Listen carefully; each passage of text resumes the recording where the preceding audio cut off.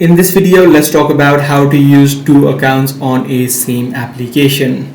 Now, there are major two ways on how you can achieve this. The first way is going to be to use the inbuilt feature of any application. So for example, if you're trying to do it with an Instagram, you can simply head over to your profile and head over to the section where you can add accounts. In terms of Instagram, you can simply tap and hold your profile icon, and on the bottom you should get the option of adding a new account. Similarly, on other social media platforms as well, such as Facebook or even TikTok, you will get these sort of applications. Now, in terms of those applications that do not provide such options, you can utilize the feature of cloning applications. So if you're currently on an Android device, you can simply head over to your settings on your device and either search for dual apps or clone apps depending upon the device that you're using. And using this feature, you should be able to clone any sort of applications that are available on your device. So this application lets you clone any sort of application. For example, Viber. If I toggle this option on and if I head back to my screen,